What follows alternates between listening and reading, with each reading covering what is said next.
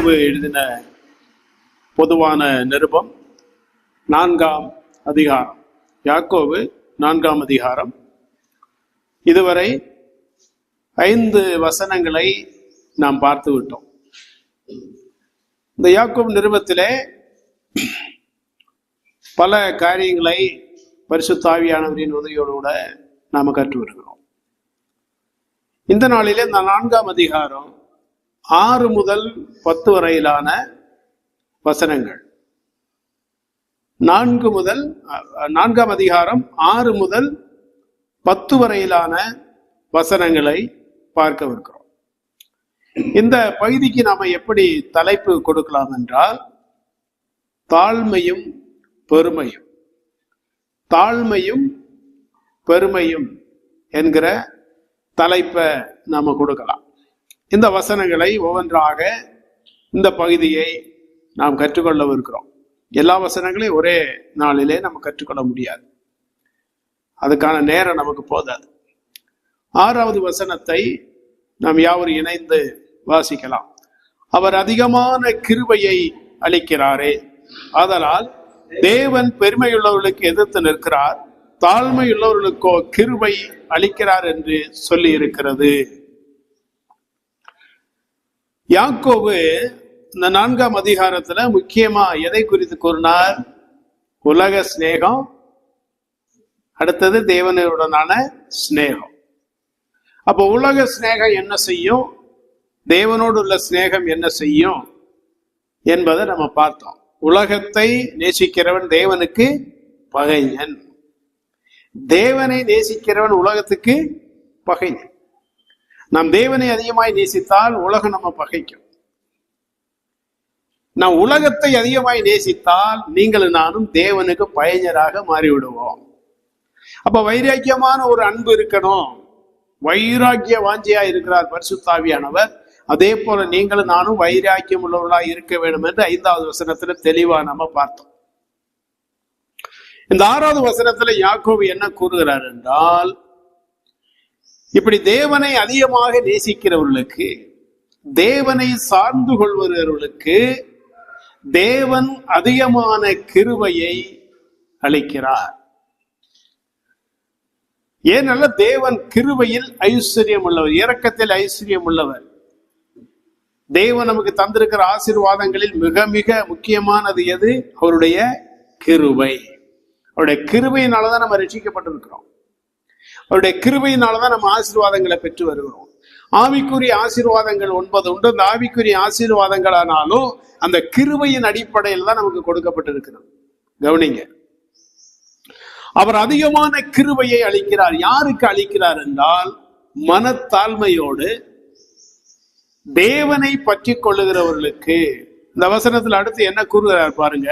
ஆதலால் தேவன் பெருமை உள்ளவர்களுக்கு எதிர்த்து நிற்கிறார், தாழ்மை உள்ளவர்களுக்கோ கிருபை அளிக்கிறார் என்று சொல்லி இருக்கிறது. எங்க சொல்லி இருக்கிறது? வேதத்துல பல இடங்கள்ல வாசிக்கிறோம். 1 பேதுரு 5ஆம் அதிகாரம் 5ஆம் வசனத்தில் தெளிவா சொல்லப்பட்டிருக்கிறது. பெருமை உள்ளவர்களுக்கு தேவன் எதிர்த்து நிற்கிறார், தாழ்மை உள்ளவர்களுக்கோ கிருபை அளிக்கிறார். அப்ப 2ஆ பிரிக்கிறார் யாக்கோபு. எப்படி என்றால், பெருமை உள்ளவர்கள், தாழ்மை உள்ளவர்கள். அப்ப சபையிலே, தேவனுடைய சபையிலே 2 குரூப் உண்டு.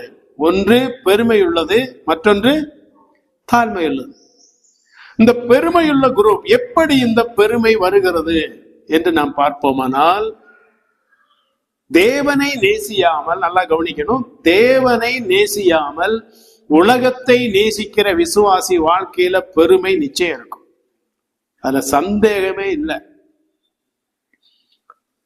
தேவனை பயன்படுத்தி நானும் ஒரு விசுவாசி, நானும் ஒரு ஊழியன் அப்படின்னு சொல்லிக்கிட்டு சபையில இருக்கக்கூடிய விசுவாசிகள், தேவனை பூர்ணமாக சார்ந்து கொள்ளாத விசுவாசிகள், உலகத்தை நாடி உலகத்தை நேசிக்கிறவரிடத்திலே இந்த பெருமை இருக்கும்.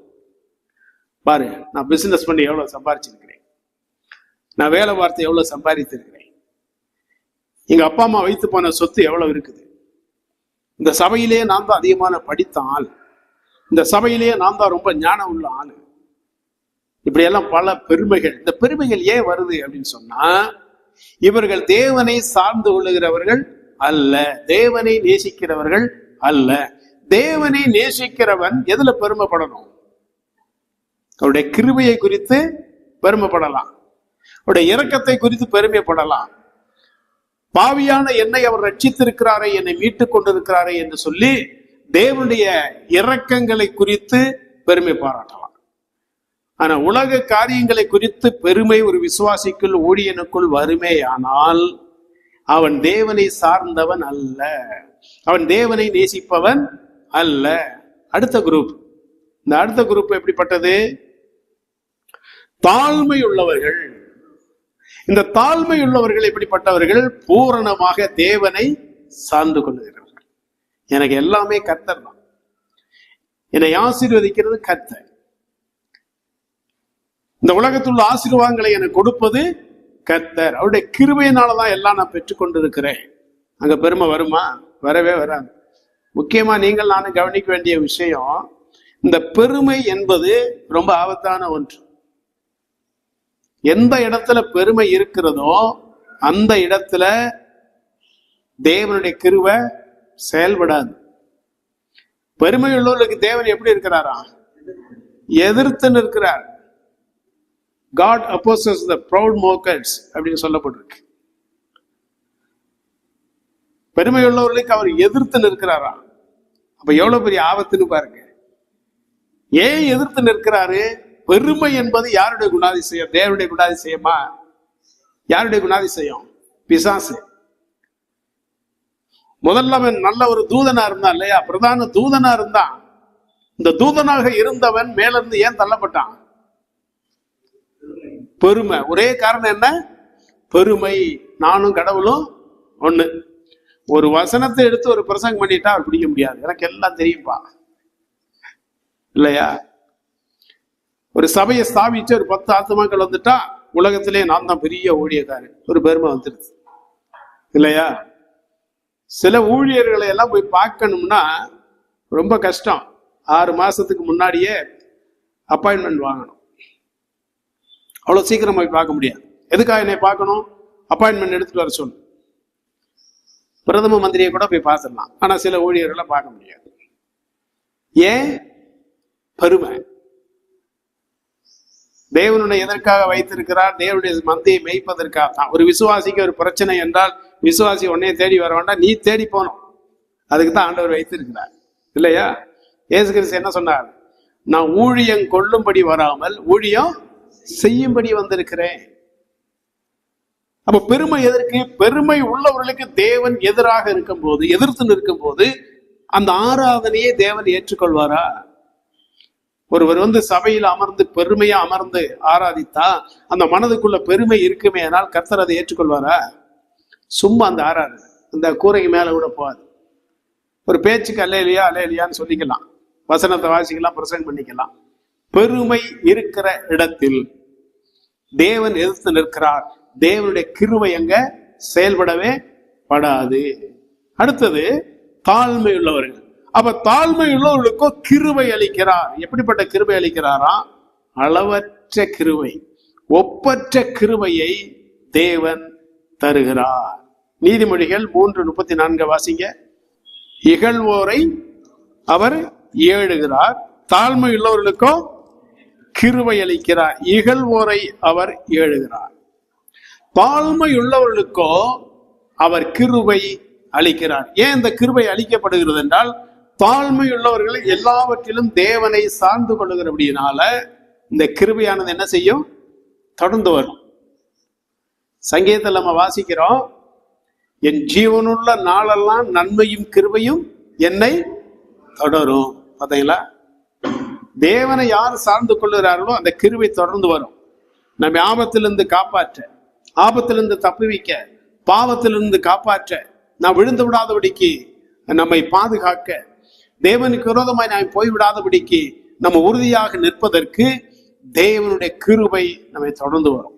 இது எப்போது வருகிறது என்றால், உலகத்தை நேசியாமல் தேவனை நேசிக்கும் போது.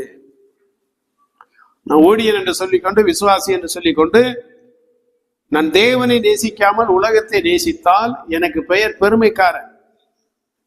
பெருமைக்காகத்தான் அதெல்லாம் செய்கிறேன் நான் இல்லையா? நீங்களும் நானும் இந்த உலகத்துல தங்குவதற்கு ஒரு வீடு போதுமானது. நான் 3 வீடு 4 வீடு நான் கட்டி அதை ஊரெல்லாம் சொல்லி பெருமைப்படுகிறேன் என்றால் நான் தேவனை நேசிக்கிறவன் அல்ல. தேவன் உங்களுக்கு எனக்கும் பணத்தை கொடுக்கிறார் என்றால், ஒரு வேலையை கொடுக்கிறார் என்றால், ஒரு தொழிலை தருகிறார் என்றால், ஒரு வருமானத்தை தருகிறார் என்றால், நீங்களும் நானும் சுயநலமாக வாழ்வதற்கு அல்ல. 1 லட்ச ரூபா சம்பளம் வாங்கிட்டேன், 10,000 ரூபாய் சர்ச்சு கொடுத்துறேன், அவ்வளவுதான், 90 ரூபா எனக்கு. வேதம் அப்படி சொல்லுதா? அதற்காக தேவன் கொடுக்கவில்லை. உனக்கு பலனை தருகிறார் என்றால் பலனற்றவர்களுக்கு உதவி செய்ய, இல்லையா? இப்ப தம்பி மருத்துவ படிப்பு படிச்சிருக்கிறார், 2 பேருமே டாக்டர்ஸ். எதற்காக அதை படித்திருக்கிறாங்க? வியாதியஸ்தர்களுக்கு உதவி செய்ய. யாராவது ஒரு வியாதியஸ்தரோட வகுத்த வழின்னு வரும்போது எனக்கு தெரியாது, பார்க்க முடியாதுன்னு சொல்ல முடியுமா? படித்த படிப்புக்கே ஒரு அர்த்தம் இல்லாம போகும். உடனடியா ஒரு மருத்துவம், சரி வகுத்த வலிக்கிறாங்க, வா செக் பண்ணி பார்ப்போம். அதே போலதான் தேவன் உங்களுக்கு எனக்கு வசதியை கொடுக்கிறார் என்றால் வசதி இல்லாதவர்களுக்கு உதவி செய்யலாம். கல்வி அறிவை கொடுக்கிறார் என்றால் கல்வியற்றவர்களுக்கு உதவி செய்யலாம், இல்லையா? ஒரு நோக்கத்தோட தான் தராரு. இதையெல்லாம் விட்டு விட்டு எனக்காக நான் அதை பயன்படுத்துவேனானால் என்னுடைய பெருமையை நான் வளர்த்து வருகிறேன். ஆதி பக்தர்கள் எப்படி வாழ்ந்தார்கள் என்றால் யாரும் தனக்காக வாழ்ந்தவர்கள் அல்ல, தங்களுக்காக யாரும் எதையும் சேர்த்து வைக்கவில்லை. 12 அப்போஸ்தலர்கள் எடுத்துக்கொள்வோம். ஏதாவது ஒரு இடத்துல வீடு வாங்கினாங்க, சொத்து வாங்கினார்கள், காணிக்கையை பயன்படுத்தி நல்ல ஆடம்பரமாக வாழ்ந்தார்கள். எங்கேயா சொல்லப்பட்டிருக்கா? பவுல் இறுதி நாட்கள்ல ஒரு வாடகை வீட்டுல இருந்தார், அப்போஸ்தலன் இப்போ, இல்லையா? தேவனை சார்ந்து கொள்ளுகிறவர்கள் அப்படிப்பட்ட காரியங்களுக்கு போக வேண்டிய அவசியம் இல்லை. தேவன் அனுதின கிருபையை நமக்கு தருகிறவராக இருக்கிறார். யோவான் எழுதின சுவிசேஷம் 1ஆம் அதிகாரம் 16வது வசனத்தை வாசிக்கலாம். அவருடைய பரிபூரணத்தினால் நாம் எல்லோரும் கிருபையின் மேல், அவருடைய பரிபூரணத்தினால் நாம் எல்லாரும் கிருபையின் மேல் கிருபை. அப்படி என்றால் அளவற்ற ஒப்பற்ற கிருபை. இப்ப நீங்களும் நானும் இந்த இடத்துல அமர்ந்திருக்கிறோம் காரணம் என்ன? தேவ சமூகத்துக்கு வரும்போது தேவன் பட்சிக்கிற அக்கினியானவர், அன்புள்ளவர், அதே வேளையில பட்சிக்கிற அக்கினியானவர். ஏதாவது ஒரு ரகசிய பாவம் நம்ம வாழ்க்கையில இருக்குன்னு வைத்துக் கொள்வோம், தேவ சமூகத்துக்கு நாம கடந்து வருகிறோம். மனிதர்களுக்கு தெரியாது, உடன் இருக்கிறவர்களுக்கு தெரியாது, ஆனா யாருக்கு தெரியும்? அப்ப அந்த கோபத்திலிருந்து, தேவனுடைய கோபத்திலிருந்து நம்மை மறைப்பது எது? கிருபை, இல்லையா? அந்த கிருபை தான் மறைக்குது.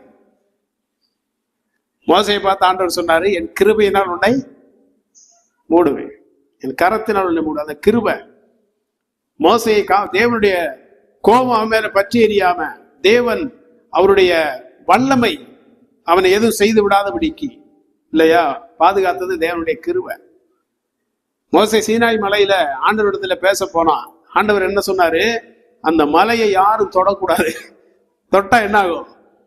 செத்து போகும். மிருகம் தொட்டாலும் மிருகமும் செத்து போகும். ஆனா அந்த மலையில பாருங்க, தேவ சமூகத்துல மோசே மட்டும் உட்கார்ந்து பேசுறாரு. காரணம் என்ன? கிருபை, இல்லையா? அவனை காத்தது கிருபை. அப்ப அவருடைய பரிபூரணத்தினாலே கிருபையின் மேல் கிருபையை நாம் பெற்று இருக்கிறோம். யாருக்குன்னா தாழ்மை உள்ளவர்களுக்கு தான்.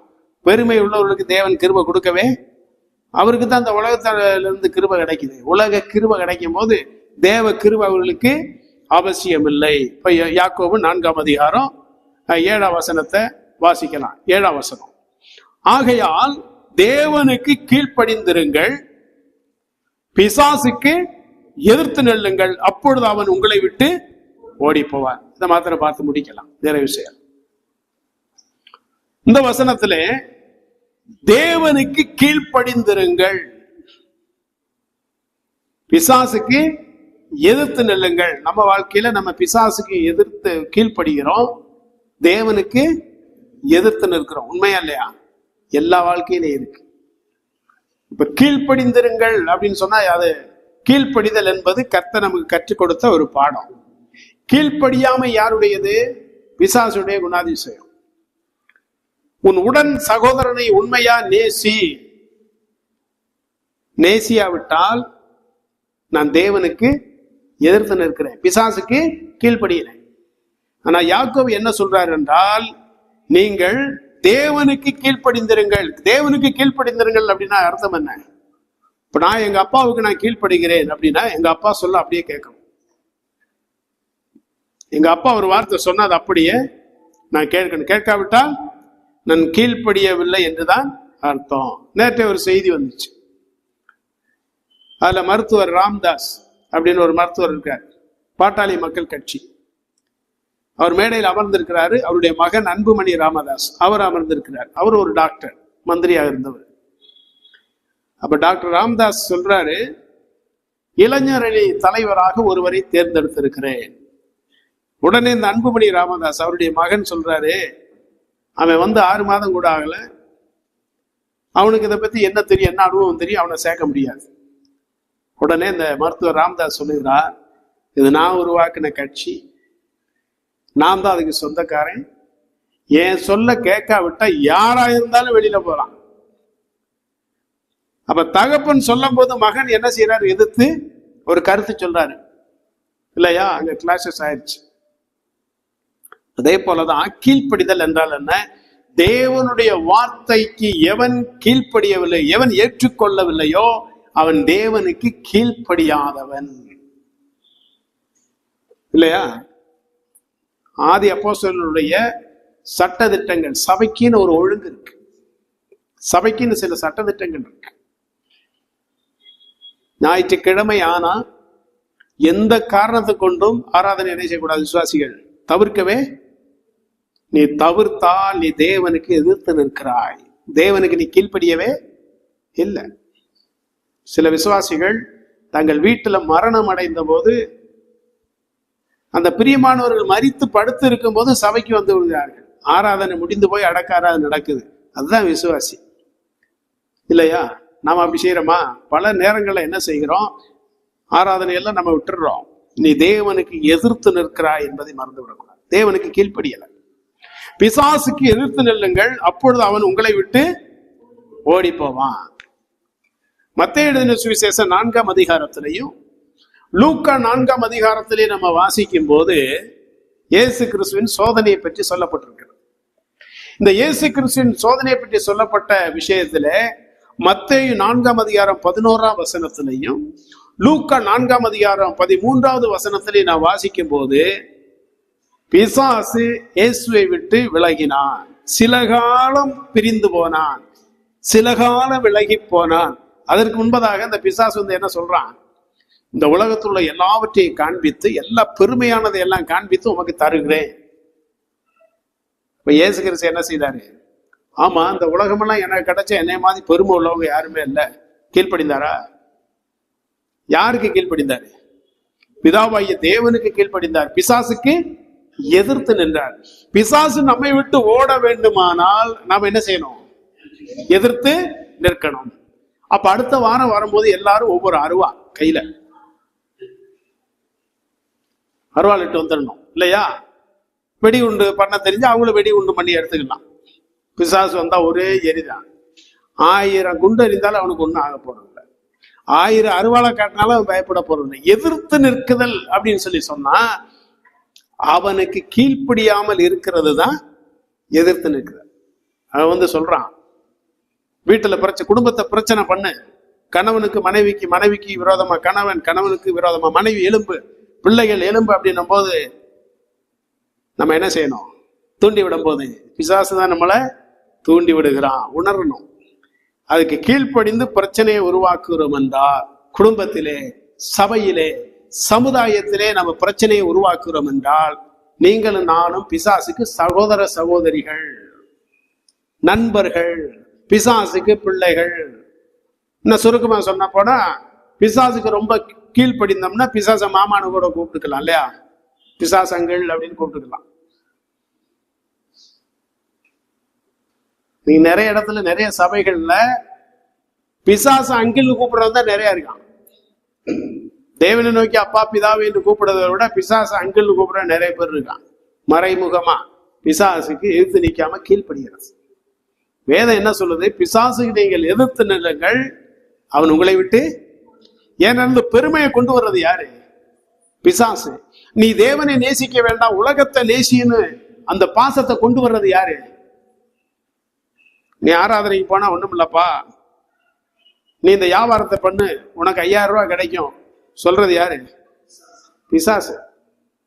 கீழ்ப்படியக்கூடாது, நம்ம ஜாக்கிரதையா இருக்கணும். ஒரு வசனத்தை வாசித்து நிறைவு செய்யல. எபேசியர் 4ஆம் அதிகாரம் 27ஆம் வசனம். எபேசியர் 4ஆம் அதிகாரம் 27ஆம் வசனம். பிசாசுக்கு இடங்கொடாமலும் இருங்கள். யாக்கோபு சொல்றாரு, பிசாசுக்கு எதிர்த்து நில்லுங்கள். பவுல் என்ன சொல்றாரு? பிசாசுக்கு இடம் கொடாத. பேதுரு சொல்லும் போது 1 பேதுரு 5ஆம் அதிகாரத்துல விழித்திருங்கள் அப்படின்றாரு. பிசாசு எப்ப வருவான்னு தெரியாது, என்ன செய்வான்னு தெரியாது, விழித்திருங்கள். பவுல் சொல்றாரு, பிசாசுக்கு இடங்கொடாதிருங்கள். இடம் கொடுத்தா என்ன ஆகும்? இடம் கொடுத்தா என்ன ஆகும்? எனக்கு ஒரு ஏக்கர் நிலம் இருக்கு, அதுல யாராவது ஒருத்தன் வந்து ஒரு மூலையில ஒரு இடம் வைத்துக்கிற, ஒரு 5 சென்ட் கொடுப்பா, 5 சென்ட் கொடுக்குறேன், என்ன ஆகும்? கொஞ்சம் கொஞ்சமா அதை வாங்க பார்ப்பான், இல்லைன்னா வேற யாரையா கூட்டு வர பார்ப்பான், சிக்கல் வரும். இப்படிப்பட்ட ஒரு சின்ன சிக்கலை சொல்லி ஒரு 15 சென்ட் நிலத்துக்காக கேரளாவில் அண்ணன் தம்பி சண்டை போட்டு தம்பி கொல்லப்பட்டான். அண்ணன் ஷூட் பண்ணி கொண்டுட்டார். பிசாசுக்கு கொஞ்சம் இடம் கொடுத்தா போதும், சிறிதளவு இடம் கொடுத்தால் என்ன ஆகும்? இயேசு கிறிஸ்து சொல்றாரு, நான் காட்டி கொடுக்கப்படுவேன், என்னை ஒருவன், உங்களில் ஒருவன் என்னை காட்டி கொடுப்பான்னு சொல்றாரு. லூக்கா எழுதின சுவிசேஷத்தை நம்ம வாசித்து பார்த்தா தெளிவா சொல்லப்பட்டிருக்கு, பிசாசு யூதாசுக்குள் புகுந்தான். என்ன செய்தான்? பிசாசு யூதாசுக்குள் புகுந்தான் அப்படின்னு சொல்லப்பட்டிருக்கு. இந்த பிசாசு உனக்கு உள்ளே புகுந்து இயேசு கிறிஸ்துவை காட்டி கொடுப்பதற்கு இடம் கொடுத்தது யாரு? யூதாசு தான் இல்லையா? நீங்களும் நானும் இன்னைக்கு தேவனுக்கு விரோதமாய் வாழ்வதற்கு காரணம் என்ன? பிசாசுக்கு இடம் கொடுக்கிறோம்.